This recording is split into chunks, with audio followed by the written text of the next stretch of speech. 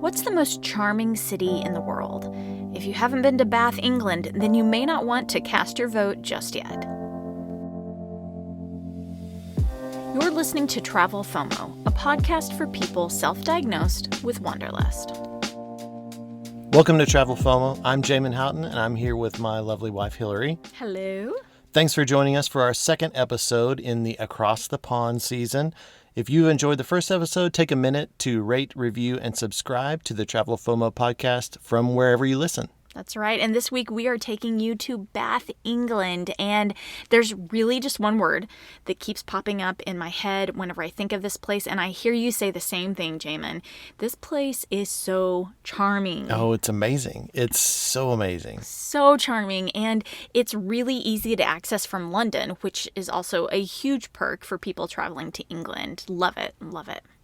Yeah, I think someone described it to me as like what Americans think of when they think of the Hamptons, and how New Yorkers go out to the Hamptons to vacation and stuff like that.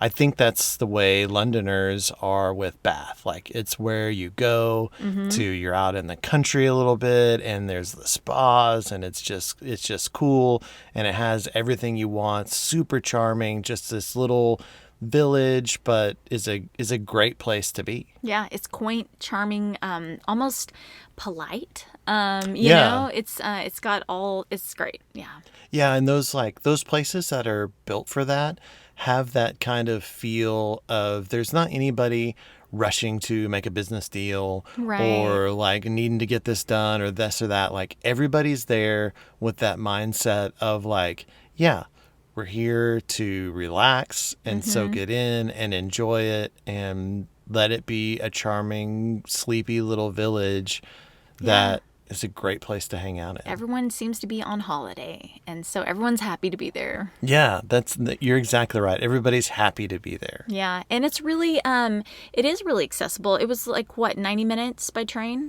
Yeah, we took a train out of Paddington Station, which was super easy. Right. Like, we took the tube to Paddington.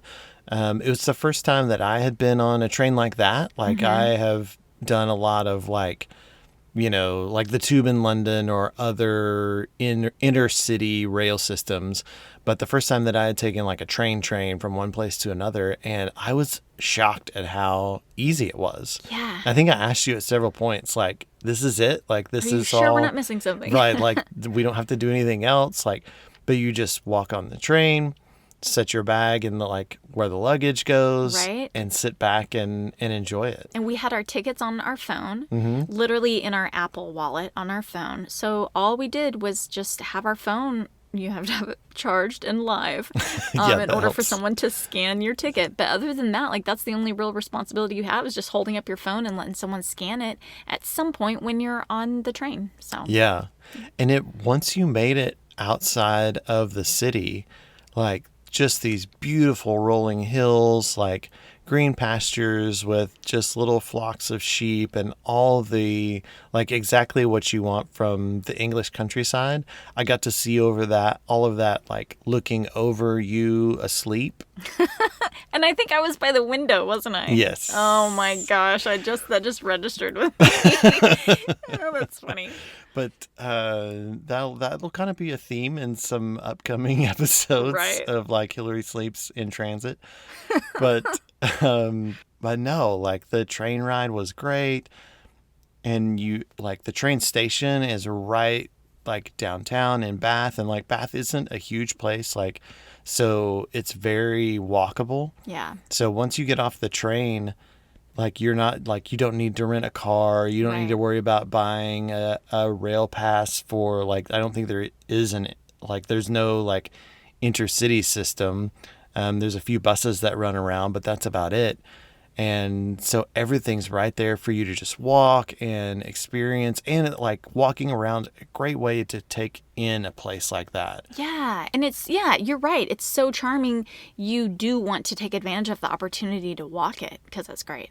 Yeah, and people are there primarily for the Roman baths, like that's which are still intact. And there's a really cool museum that you can go check out around these thermal baths, like which is why the Romans built a city there where Roman, not royalty, but like the upper echelon would go and have their holidays there. And it has been a place like that since the Roman times. Right. It's literally, it's like Roman spa day, basically. Yeah. Like, which makes you feel even more posh when you come in, because you're like, I'm basically here with like the ancient Romans and royalty, like having my spa day. Right. Great. Yeah. No, it's so cool. And there's old Roman buildings still there.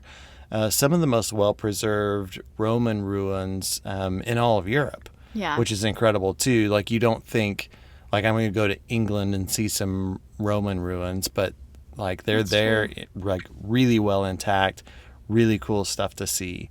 The home of Jane Austen, who wrote Pride and Prejudice, just has this little English village vibe, but still has all the stuff that you want to make it nice and convenient and a great place to be. Yeah, and some of our favorite parts of it really were, walking around and seeing, how charming it was, but then also going into little places like the pub we went to at lunch. Yeah. Yelp is amazing. We're living such a great time where we can look up all kinds of things like that on Yelp. And we had a plan with AT&T where if we turned on our phones and used them while we were overseas, then it cost us $10 a day. But we felt like that was worth it for how long we were going to be on our trip. But because it wasn't the longest trip in the world. It was pretty feasible. But so I remember finding this little place, a little pub. I want to say it was like a little red pub, and it was tiny, tiny, tiny on the inside. Yeah. And just packed with people, which we knew was a good sign. Yes. So we're like, okay, that looks good. And we ordered fish and chips. Both of us did. And they were the best I've ever had, and the biggest portions I've ever had. Yeah, it was really good. I knew that fish and chips was one of the things that I was looking forward to about like going to England and like having and doing that sort of like local food experience, and having it in that pub was great. Like a huge fillet of fish, the fries were great, like all of it was really, really good, and just super charming to be in this little pub where everybody's there just having a good time and just having like a nice lunch. Yeah, it really felt like a lot more locals too. I'm not sure if that's true, but it felt like it had a little more of a local vibe in that specific place. Yeah, it was a little off the beaten path, but still like. And it was just so tiny. It didn't feel like it was accommodating tourists, really. Yeah. But yeah, the fish that we got was like a huge. Each of us got just one single giant fish that had been like one huge fillet. And then you ordered us a pitcher of Pims Cup, which was really smart and very English of you. Well, they had special going, so the pitcher of Pims Cup is a great drink. If you've never had it, you should definitely try it, especially over there. Like Pims is an English alcohol, like a liquor, and that is sort of the base for this drink, and it's a lot like an iced tea with lime and lemon and Pims in it, like really refreshing, especially for a summer day. And they were selling it by the pitcher, so it was just a good deal, really. It's just being smart with our money. It was just being smart with our money. It made the rest of the day even better. It was great. Gosh, what else did we do? We walked around to see everything, including the really iconic bridge that a lot of people will recognize from movies like Les Miserables. It's got these iconic arches and these this fountain within the river itself that's really pretty cool. And the thing that I loved about it, and I didn't know I was going to see, was there's a labyrinth on one side of the bridge, and it's kind of hidden, tucked away. maybe near a cafe or something, but it's pretty private. And I am such a fan of labyrinths. I love them and have loved to see them a little bit across America, but the ones across Europe are, really just cool because they're so old. And if you're not familiar with labyrinths, they're really like they look like a maze, but they're really it's just a walking path that is tightly woven within a circle. So every labyrinth is in the shape of a circle, and you just follow your path until you get to and you wind and wind and wind until you get to the center of the circle, and then you wind your way back out. And a lot of people they pray while they're walking a labyrinth. They might ponder their life and kind of reflect on things. It's a great opportunity to just stop and think about your life. And I've seen a lot of them outside of hospitals too, here in America, which is interesting, and I can imagine would be really comforting for people as they're praying for their loved ones in the hospital to be walking a labyrinth. When you incorporate that movement into whether you're praying or thinking or meditating, like you incorporate that movement and your whole body is sort of doing something, and I think there's something to that, like it just engages you differently. And we know that walking stimulates our brain, right? And so all of that, so it's giving you that opportunity almost to problem solve. I feel like I've heard someone describe it to me that way, that they felt like they problem solved when they would walk a labyrinth. And that's a great thing to do for one. And that one was so interesting too, because you sort of like you come down from this bridge and there's those like set of waterfalls, those arched waterfalls that everybody's kind of taking pictures of, and you're up at that street level where everything is, and there's sort of traffic and people and like tourists and all that, but you come down a level down to the level of the river, which is where that labyrinth is, and you sort of remove yourself from all of that busyness and the hustle and bustle, and everybody down there is either walking the labyrinth or they're just sitting and reading or watching the river, and you can hear the waterfall, and that waterfall sound kind of drowns out everything that you've kind of just left up top. So you come down into it, and it's just this really cool place to be, a great place to go. Like you said, problem solve, pray, meditate, just take a minute to clear your head, which is so much of what travel is about. Like removing yourself from your everyday so that you have space to recalibrate or come up with something new or problem solve or just let your mind rest. Right. And it was a perfect place to do that. Yeah. And you really pointed out something specific about Bath too, that about that bridge, is that when you come back up from the labyrinth and you're on the bridge itself, it is really charming but surprisingly active. I know a lot of us have seen the bridge in photos, and it looks very stoic. It looks you don't see a lot of people. You don't see any activity. And what you don't realize is behind the walls of the bridge is actually shops and little bakeries and eateries and boutiques and all these things happening. And there's a road with sidewalks and all kinds of stuff. And so it's actually pretty lively bridge. I know a lot of bridges, it's just literally a road going over a river. This is so much more than that.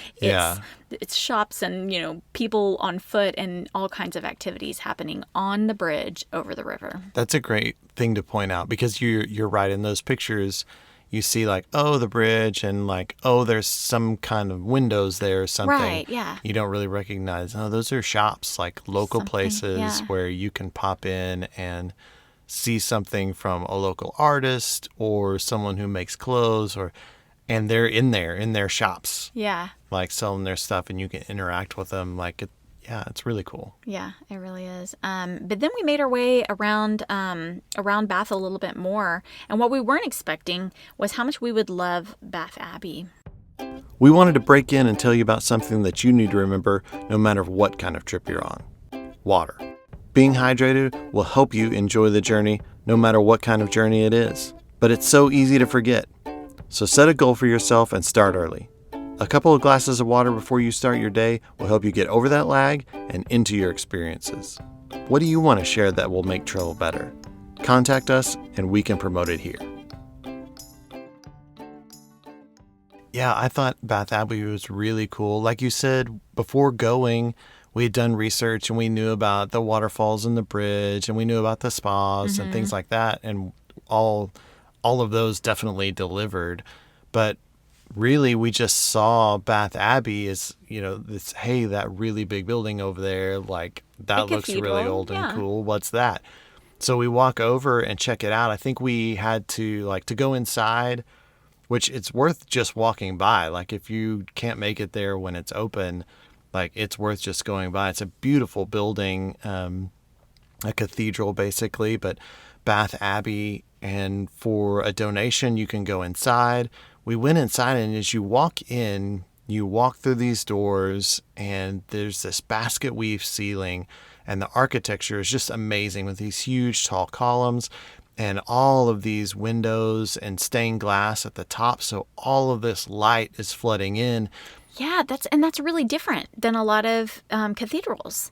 Yes, yeah, it wasn't nearly as well dark. Lit. Yeah, I feel like it was so light and bright and just inviting, and you see, and you automatically just look up. Right. And you see all of this, and you kind of make your way into it a little bit and see it, and then you begin to recognize that the lower probably like 10 feet of the walls and all of the floor are tombstones. Yeah. And it's this crazy, to me, it was this crazy contrast of this bright and light and picturesque and beautiful to this way more somber element of the tombstones. And you look and you see all these people that this abbey was like a part of their life. Like they were from this area, and this was ingrained in them and their families, and their final resting place is here in this abbey. And it was just so incredible to take in and to see so many tombstones laid out on the floor. It's literally the whole floor. Everywhere you walk, just tombstones and tombstones and tombstones that you're walking over of the people that had called this place home and made their life there for so long. It was an incredible thing to take in, especially since it wasn't a top billed thing. When you think of Bath and the places, I mean, we had done research and didn't know about it, and definitely do all the other things, but make time to do that. I think so many, or at least I've heard a lot of people take day tours of Bath from London, which is better than not going at all, but I would say go and stay. Yeah. For a lot of reasons. For the cathedral and the abbey, but then also, you can really enjoy your spa day a little bit more when you have a little bit more time. Yeah. And then that is the next thing that we did is we went on to the Thermae Bath Spa, where we got massages. Is a really, I think that I might have picked the most posh spa. I was like pretty pumped about it. And I was definitely in like massage mode with every time we would go on vacation. I wanted us to get massages at the time. But there was a heated rooftop pool where we got to enjoy ourselves after our massage, and there's all these different layers and floors that you had access to. And so there's an indoor pool and the rooftop pool, and the heated pool up on the roof was really, really cool. Definitely the selling point for that spa, just because you're sitting there and it's a little chilly outside, but it doesn't matter because you're in this, naturally heated pool with these natural bath springs, and then you get to look out over this beautiful little village and the lush countryside. And it was really a great experience. And you could spend pretty much the whole day there if you wanted to, just enjoying your spa day. You really could. I mean, we went in, and there's a pool on the first floor that's sort of this indoor pool and just kind of a regular pool, but it was nice. Like, we hung out there for a little bit. Then we went up to another level and got our massages. Like, we did a couples massage there. That was great. Like, really good massage. And they have all of the options that you can think of to choose from of what you might want to do massage-wise. Then there was another level with saunas that we didn't actually even go to. Oh, right. And then on the rooftop, you have the heated pool that overlooks the city. And that was a really cool thing to do as well. Like you said, you're overlooking the village. You can kind of see everything from up there because it is just a small village. There's not a lot of buildings to block your view. And we hung out there like a lot longer than I thought we would. Like going to the spa, I was kind of like, sure, yeah, we'll go get a massage. But it was so much more than that there, and getting to experience it, a pool full of people up on the rooftop, hanging out and looking out over the city, a super relaxing way to spend your day, especially if you've been on the go for a while, which we had. Like, we'd been in London for a while and it's kind of go, go, go, go, go. Then you wind up there and you're able to really sort of unwind and just take a day to chill out and be pampered a little bit. It was really nice. And we went from the spa, we went back to our Airbnb, got cleaned up, and we went out to dinner. I don't know if you remember, but we went to a place called Bill's. Yeah. And you had found it, and you were like, we have to go to this place called Bill's. And I'm thinking, I love Yelp. Oh my gosh, that's great. But it's a really good point. I feel like you do such an awesome job of finding those good places, where I'm a little more like, I don't know, rudimentary and like, oh, we'll just find a place to eat. That place over there they have food. That looks fine. But you're like, no, let's put a little time into it, a little thought into it. And you find us these really great places. When I heard the name Bill's, I was thinking like, okay, like this is going to be another American diner. Well, I expected the food to be good, but I thought it would be like a little hole in the wall, like a greasy spoon kind of place. But it was this really charming little restaurant. It was. And looked like an old, what would you call, like a general store or something like that. Yeah. It had stuff on the walls and like You shelves. could buy jams and different little things that they made themselves. Exactly. And that stuff was everywhere. And then, so a general store with just like tables in it. And the food was excellent, was really good. I think everything that we ordered, everything that all the tables around us ordered, looked really, really good. Yeah. The cocktails were phenomenal. The cocktails were really great. Yeah, great. And so, like, definitely, if you're in Bath, hit up Bill's and eat some food. Order whatever looks good to you off the menu, and it'll be really good. Probably gonna be good. Yeah, it was a great place to go.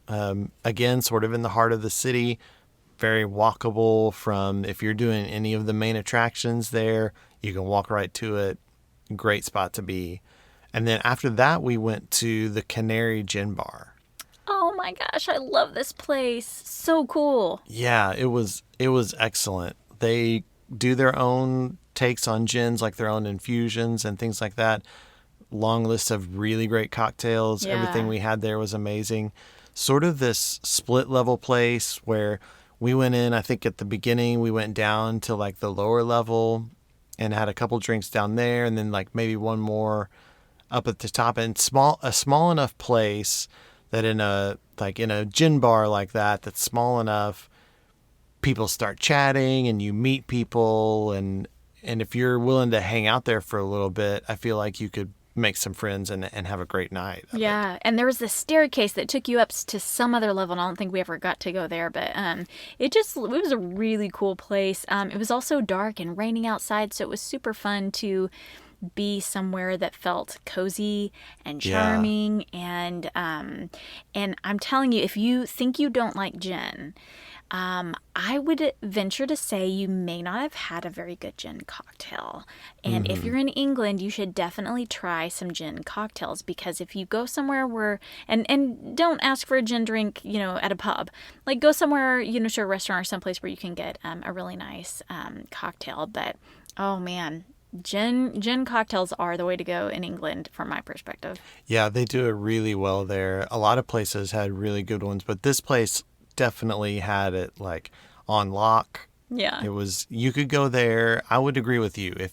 if you find yourself there and you're like, I'm not a gin person, go to the Canary, find something on the menu that has a gin base that you feel like you would like the other ingredients, and just try it. Yeah. And I think you'll turn around on it. Yeah, for sure. For sure. And then the next day we mustered up our energy, and I actually had slept really well on the train, right? That's on my right. way You into got Bath. your good nap. So I got me a good bath in, had a little extra sleep. So I got up and went for a run.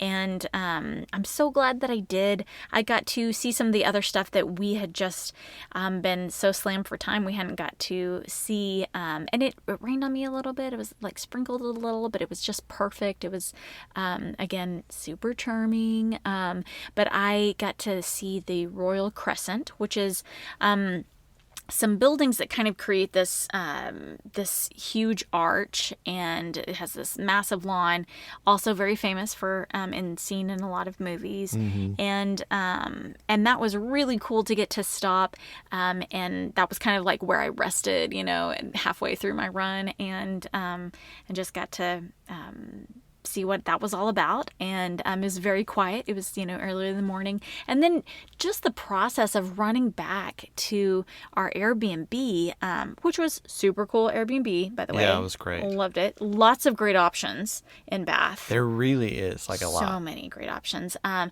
as I was running back, I just got to see the fun, different things about English life. Like I remember running down the street of this little neighborhood and seeing fresh milk in bottles being sat outside someone's door, and just watching somebody deliver milk to a front door in glasses was just like, it just blew my mind. It was just so cute. So that was just part of my little run. Yeah, I will say that I wish that my own personal FOMO had kicked in a little harder that morning, because I decided to just sleep in and like stay in bed while you went for your run. And like you came back with all these great pictures and all this stuff, and we had such a short time in Bath anyway. Yeah, we did. That I still am like, I should have got up and gone for a run. But we packed a lot in. I don't even think we mentioned, like, we had ice cream in the little ice cream shop across from our Airbnb, and it was a really charming little place. But it really did wrap up that morning. We went to eat at the Thoughtful Bread Company, which was a place I had been eyeing for a while on Yelp, and it was great, but it was very tiny and very much of a grab and go kind of place. So we just kind of grabbed a croissant and some coffee. Yeah, I think we were expecting more of a like go in and eat there sort of thing, but it really was like order your stuff and then go. Like there's no seating. Like it. Right, you're taking it minimal on seating. the road. Yeah. It was very, very little. But so good. It was great. Right. But that was really, we kind of had to wrap it up because we had somewhere else to be that day. Right. Yeah. We were headed out of town and we had to get there quick. Like the next place that we were going is actually Houghton Tower. Yeah. Which is in a coming episode. So you'll definitely want to subscribe so that you get notified when that one releases. Yeah. But it was a place where we had to go, and we stayed there at Houghton Tower, which meant that we had to make it there by a certain time or everyone was going to leave and no one would be there to let us in. So if we were staying somewhere, like we had to make it there. We were the only guests staying at Houghton Tower that night, and 5 p.m. was the cutoff time. Yeah, we had to be there, and we had several hours of driving, which we're driving in England. So being from America, the steering wheel's on the wrong side of the car. You're driving on the wrong side of the road. You're looking for all kinds of different stuff. So we had to go like rent a car. Right. Because we're driving ourselves. You were doing the driving. Mm-hmm. So we had to get out of Bath. Yeah. And I remember looking, and the rental car place was like 1.5 miles, maybe 2 miles from where we were staying. Which didn't seem like much. Right. It's after being in London and walking around Bath. And it's sort of right on that border of like, do you get a cab? Do you not get a cab? Right. And we figured at like in the morning, in Bath, which is kind of a smaller place. It'd probably be harder to get a cab or another kind of lift or system of moving us. And so we're just going to walk it, which we way overpacked for this particular trip. So we both had like a backpack and a duffel bag, and we like schlep it, what I feel like was forever uphill the whole way to this like 3 feet of snow. Yeah, No, this kidding. rental car in the mountains place that we made it to.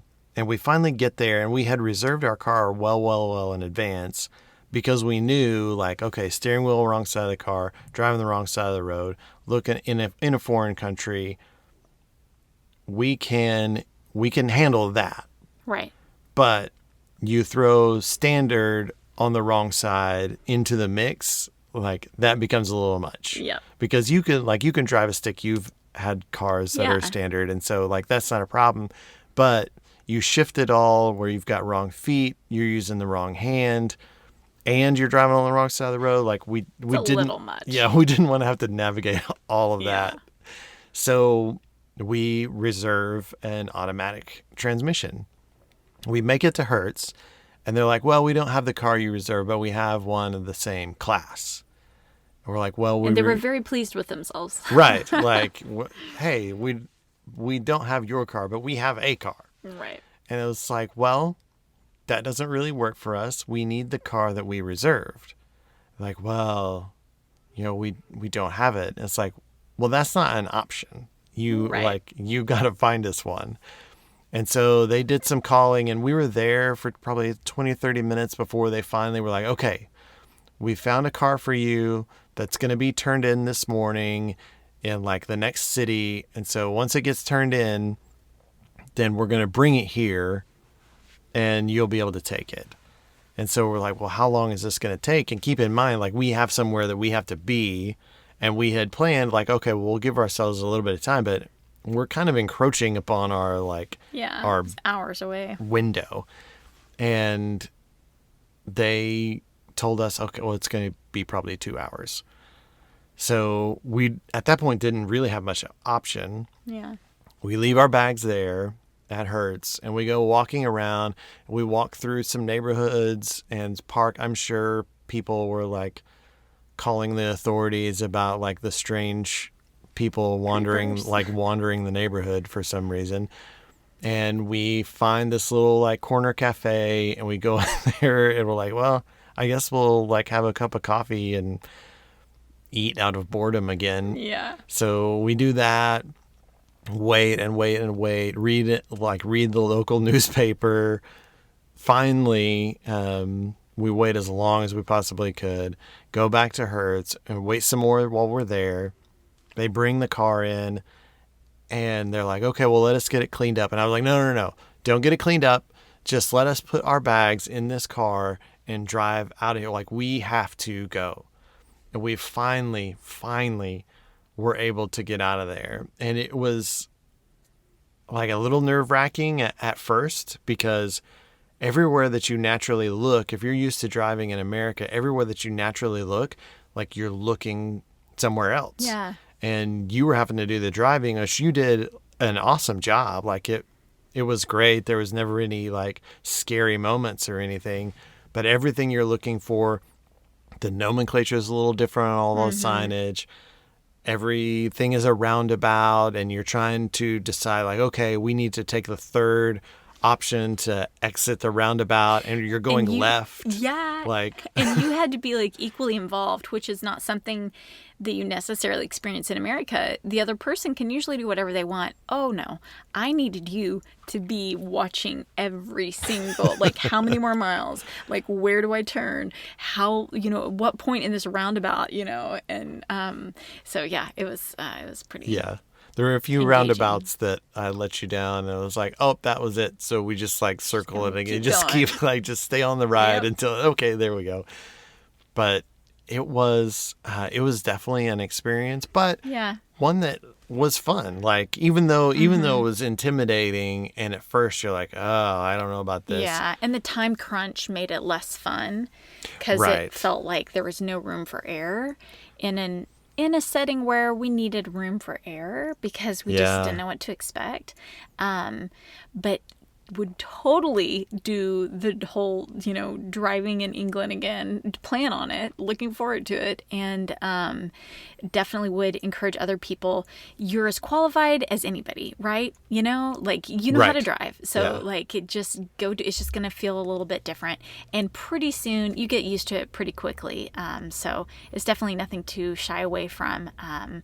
But we'll hit on a little more of the adventures that we had that day, though, in the next episode. Right, yeah, you'll definitely get to hear more about it. I will say, if you are riding in the passenger side of a right-hand side drive car, your brake instinct will still be there. So every time you see a car coming, you're hitting the non-existent brake that's over there. My legs were tired by the end of the day. That's funny. That's hilarious. Well, guys, that's just a little taste of what England was like for us. We've got more coming with Houghton Tower in the next episode. So thank you for joining us for this episode of the Travel FOMO podcast. We thought Bath was so charming. Can't even put it into words. So you're going to want to check out our pictures because that'll really help convey what it is that we're trying to say about Bath. But we're curious to know, what is the most charming place that you've traveled to? Post some of those photos. Tag us on social media. You'll find us on Instagram, Facebook, TikTok, and YouTube. And that is where we'll be sharing these photos and other photos and videos from our own adventures. And I'm pretty sure, Jamin, we've got a photo of that huge fish fillet that we had with our fish and chips. Oh, yeah. We definitely got to get that out. If we'll have that we definitely do. Yeah, that's right. Well, as I mentioned, our next adventure in Across the Pond season will take us to Houghton Tower, the castle that has been in my distant family for the last 1,000 years. So really cool experience for me. Something that was just incredible. Ended up being one of my favorite places in the world. A great experience that we're super excited to tell you about. Yeah. Oh my goodness. Such a personal experience too. When you tie travel to your family history and you really link that all together, it just becomes this really magical thing. So can't wait to share that episode with everyone. And don't forget to rate, review, and subscribe to the Travel FOMO podcast from wherever you're listening. And then you can also visit travelfomopodcast.com to learn a little bit more about us. And in the meantime, remember that life is short. Wander well.